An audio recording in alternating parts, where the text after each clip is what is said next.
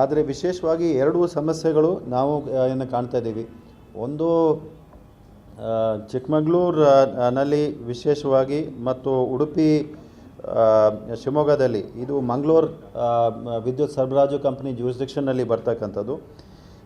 So ಇಲ್ಲಿ ಏನಾಗುತ್ತೆ ಅಂದರೆ ಈ ಪೋಲ್ಸು ಲಾಸ್ಟ್ ಕೆಲವು ದಿನದಿಂದ 4-5 ದಿನದಿಂದ ಅದನ್ನು ಹೆಚ್ಚಿನ ಸಂಖ್ಯೆಯಲ್ಲಿ ಬೀಳ್ತಕ್ಕಂಥದ್ದು, ಅದಕ್ಕೆ ಪುನಃ ರೀಎಲೆಕ್ಷನ್ ಮಾಡಿ ಅದಕ್ಕೆ ಕನೆಕ್ಷನ್ ಕೊಡ್ತಕ್ಕಂಥದ್ದಕ್ಕೆ ನಮ್ಮ ಗ್ಯಾಂಗ್ಮ್ಯಾನ್ಗಳು ಕಾರ್ಯರತರಾಗಿದ್ದಾರೆ. ಮಾನ್ಯ ಸಚಿವರು ಕೂಡ ಅದನ್ನು ನಿನ್ನೆ ನೋಡ್ಕೊಂಡು ಬಂದಿದ್ದಾರೆ.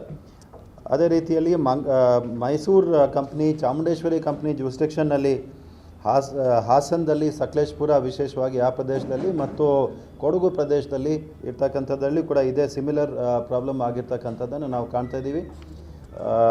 ನಿನ್ನೆ ನಾನು ಕೂಡ ಮೈಸೂರು ಹೋಗಿದ್ದೆ. ಮೈಸೂರಿನಲ್ಲಿ ಕೊಡಗು MLAಗಳು ಕೂಡ ಅವ್ರ ಜೊತೆ ಕೂಡ ಮಾತಾಡಿದ್ದೀವಿ. ನಮ್ಮ ಅಧಿಕಾರಿಗಳ ಜೊತೆ ಕೂಡ ನಾನು ರಿವ್ಯೂ ಮಾಡಿರುತ್ತೇನೆ.